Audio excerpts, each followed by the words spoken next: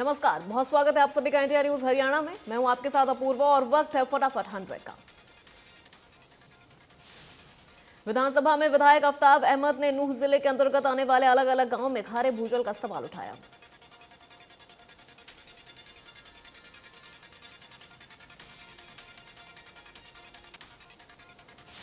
जिसका जवाब देते हुए कृषि मंत्री जेपी दलाल ने कहा कि सीएसएसआईआर करनाल से परामर्श मांगा है, साथ ही नलकूप लगाने की परियोजना जल संसाधन विभाग की ओर से तैयार की जा रही है।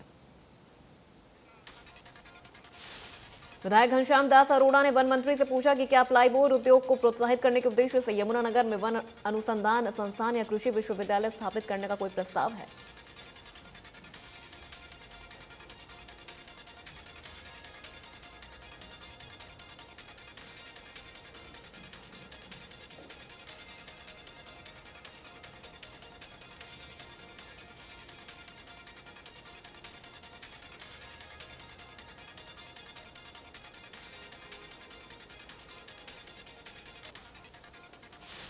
वन मंत्री कंवरपाल गुर्जर ने जवाब देते हुए कहा कि वन अनुसंधान स्थापित करने का प्रस्ताव चौधरी चरण सिंह कृषि विश्वविद्यालय की ओर से तैयार किया गया है।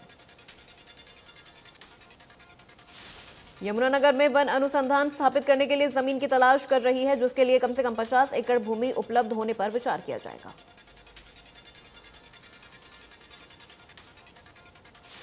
विधानसभा में विधायक वरुण चौधरी ने सवाल उठाया कि 8 लाख छात्रों को टैबलेट देने का वादा किया गया था, लेकिन 5 लाख छात्रों को ही टैबलेट मिले हैं। विधायक वरुण चौधरी के सवाल पर मंत्री कंवरपाल गुर्जर ने कहा कि कोविड-19 की वजह से बाकी छात्रों को टैबलेट देने में देरी हुई। जेजेपी विधायक अमरजीत डांडा ने शिक्षा मंत्री से पूछा सवाल कि क्या जुलाना विधानसभा के गांव गतोली में महिला महाविद्यालय खोलने का कोई प्रस्ताव सरकार के पास विचाराधीन है। गतोली गांव में महिला महाविद्यालय खोलने के प्रस्ताव पर शिक्षा मंत्री कंवरपाल गुर्जर ने कहा कि हमारे पास ऐसा कोई विचार नहीं है। कांग्रेस विधायक रावदान सिंह ने उप मुख्यमंत्री दुष्यंत चौटाला से सवाल पूछा कि क्या महेंद्रगढ़ से रेवाड़ी वाया कनीना सड़क को 4 मार्ग करने का कोई प्रस्ताव सरकार के पास विचाराधीन है। डिप्टी सीएम दुष्यंत चौटाला ने कहा कि सड़क बनाने का प्रस्ताव सरकार के पास विचाराधीन है। प्रशासनिक स्वीकृति मिलने के बाद निर्माण कार्य की तारीख बताई जा सकती है। रघुवीर कादियान के निष्कासन पर नेता प्रतिपक्ष भूपेंद्र सिंह हुड्डा ने कहा निष्कासन पूरी तरह से अलोकतांत्रिक है। अध्यक्ष ज्ञानचंद गुप्ता ने कहा सदन की गरिमा और मर्यादा सबसे ऊपर है, उसे कोई भंग करता है तो उसके लिए नियम है जिसके तहत उसका निष्कासन हुआ। विधायक सीताराम यादव ने गृह मंत्री से पूछा सवाल कि क्या 1 नवंबर 1966 ने राज्य में होमगार्ड की संख्या 14,025 थी और आज भी वही है। विधायक सीताराम यादव के जवाब पर गृह मंत्री अनिल विज ने कहा कि हां, आज राज्य में 14,025 होमगार्ड हैं। पुन्हाना से विधायक मोहम्मद इलियास ने छात्रों के लिए कॉलेज खोलने की मांग की। उन्होंने कहा कि बच्चे 30 से 35 किलोमीटर दूर शिक्षा ग्रहण करने जाते हैं।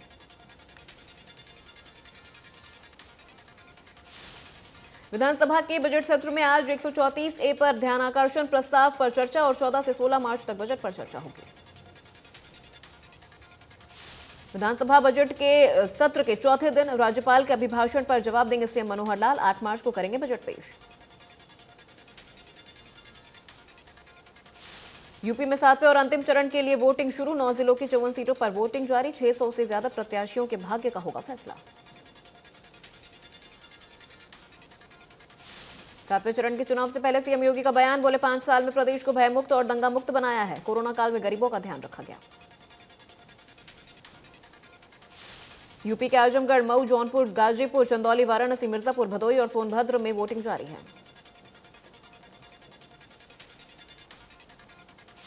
इस चरण में 2.06 करोड़ मतदाता आज वोट डालेंगे, जिनमें 1.09 करोड़ पुरुष मतदाता और 97.08 लाख महिला मतदाता हैं।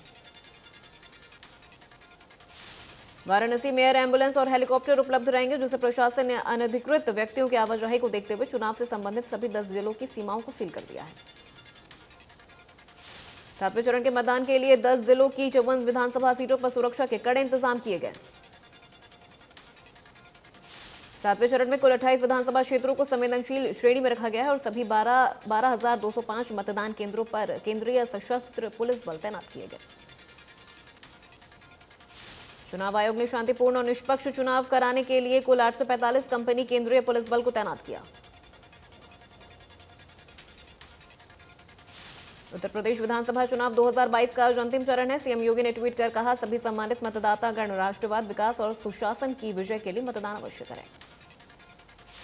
पीएम मोदी ने ट्वीट कर कहा, आज यूपी में 7वें और आखिरी चरण के लिए वोटिंग हो रही है। सभी मतदाता से अपील है कि वो वोट जरूर करें।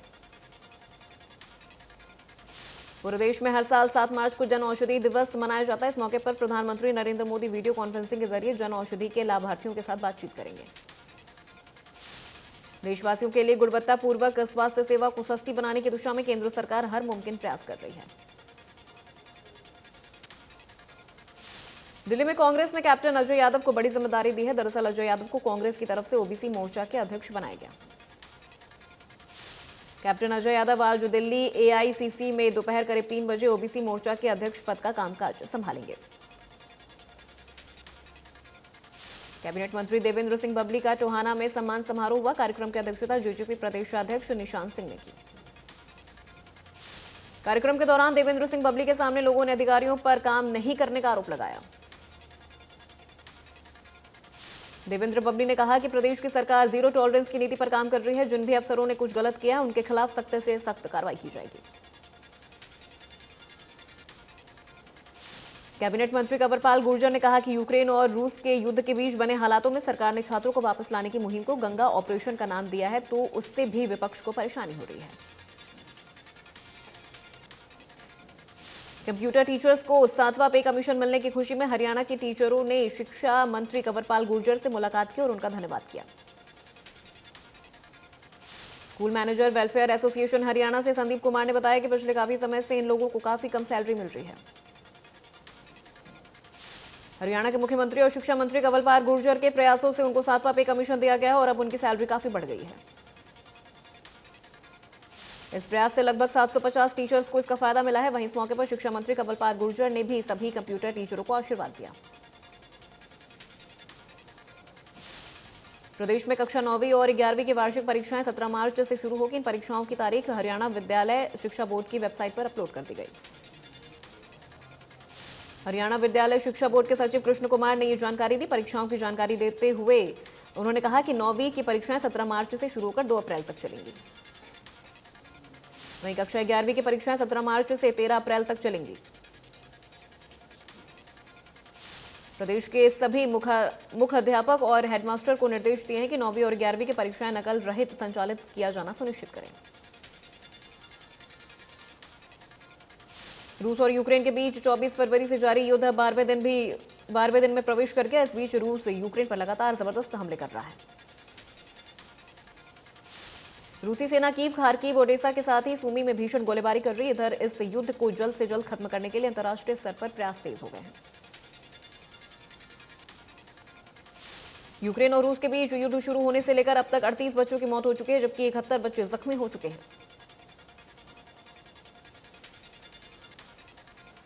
रूस और यूक्रेन के बीच आज तीसरे दौर की वार्ता हो सकती है। उम्मीद है कि वार्ता से किसी ठोस मुद्दे पर फैसला लिया जा सके।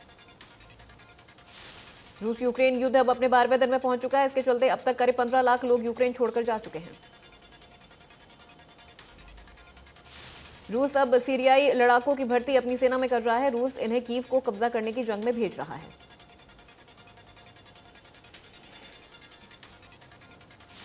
यूक्रेन से सकुशल अपने परिजनों के पास पहुंचे एमबीबीएस के छात्र गरिमा और आशीष ने इस दौरान मोदी और मनोहर सरकार का धन्यवाद किया। मेघालय के राज्यपाल सत्यपाल मलिक जींद के करेला गांव पहुंचे, जहां कंडेला और माजरा खाप में उनका जोरदार स्वागत किया गया। वहीं सत्यपाल मलिक का किसान आंदोलन में किसानों के पक्ष में बोलने पर धन्यवाद किया गया और कंडेला खाप और माजरा खाप ने राज्यपाल को किसान सम्मान रत्न से सम्मानित किया। रादौर के अनाज मंडियों में सरसों की आवक लगातार तेजी पकड़ रही है। पिछले साल सरसों के दाम किसानों को अच्छे मिलते, इसलिए इस साल किसानों ने ज्यादा एरिया में सरसों की बिजाई की। कृषि विभाग के अधिकारियों की माने तो इस बार करीब 4000 एकड़ में सरसों की फसल है। धीरे धीरे सरसों की फसल खरीद केंद्रों पर पहुंच रही है। हालांकि इस बार फसल का रकबा जरूर बढ़ा है, लेकिन पिछले महीनों में बेमौसम बरसात से सरसों की फसल के उत्पादन में प्रति एकड़ कमी आई है।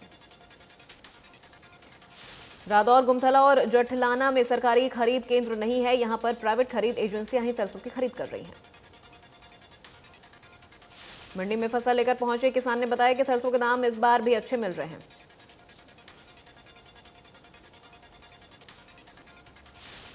यमुनानगर के नेहरू पार्क में महिला दिवस के उपलक्ष्य में चलो बचपन की ओर एक कार्यक्रम का आयोजन सखी फाउंडेशन की ओर से किया गया। एसआरएस बिल्डर पर बैंक से धोखाधड़ी और मनी लॉन्ड्रिंग का केस दर्ज होने के बाद होम बायर्स पर भी फ्लैट खाली करने की तलवार लटकी है। ईडी ने करीब 1400 फ्लैट धारकों को 10 दिन में अपना फ्लैट खाली करने के आदेश जारी कर दिए। इसी से परेशान होकर फ्लैट धारक जगह जगह अपनी गुहार लगा रहे। वहीं विधायक नरेंद्र गुप्ता से मुलाकात के बाद डीजी रेजिडेंस पर अपनी शिकायत लेकर पहुंचे। करनाल में इंडो इजरायल के सब्जी उत्कृष्टता केंद्र पर इंडियन ऑयल कॉरपोरेशन के सहयोग से बायोडिग्रेडेबल मल्चिंग शीट पर रिसर्च की जा रही है। बायोडिग्रेडेबल मल्चिंग शीट 1 वर्ष में खुद डिस्पोज होगी और मिट्टी में मिलने से पर्यावरण को भी नुकसान नहीं होगा। सब्जी उत्कृष्टता केंद्र के project officer doctor Pushpendra Kumar ने बताया कि बायोडिग्रेडेबल मल्च तैयार करने के लिए पॉलीमर स्ट्रक्चर में बदलाव किया गया है। कैथल के सरकारी अस्पताल में एक मरीज हॉस्पिटल में एडमिट था। जब वह अपने टेस्ट करवाने के लिए बाहर गया तो पीछे से हॉस्पिटल के कर्मचारी उसका बेड ही उठाकर ले गए। इस बारे में अपने आसपास के पड़ोसियों से पूछा तो उन्होंने बताया कि हॉस्पिटल का स्टाफ ही आपका बेड लेकर चला गया। मरीज के परिजनों ने इसकी वीडियो बनाकर शुरू की और स्टाफ को बोला कि हम इस वीडियो को स्वास्थ्य मंत्री अनिल विज और कैथल डीसी के पास भेजेंगे। भिवानी में अपराधियों पर अंकुश लगाने के मकसद से पुलिस ने नाइट डेमिनेशन अभियान चलाया। पुलिस के द्वारा हर गली, कूचे और चौक चौराहों पर वाहनों की तलाश ली गई।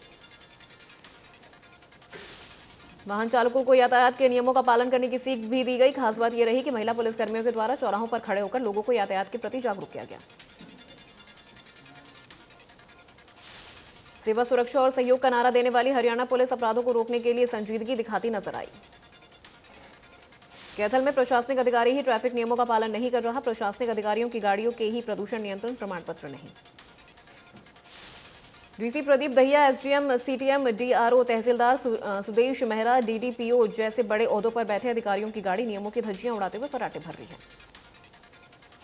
ट्रैफिक नियम सभी वाहनों पर लागू होते हैं, चाहे वह सरकारी हो या प्राइवेट। वहीं इस पूरे मामले पर एसपी का कहना है कि सरकारी गाड़ियों के पीयूसीसी न होने का मामला अभी तक संज्ञान में है।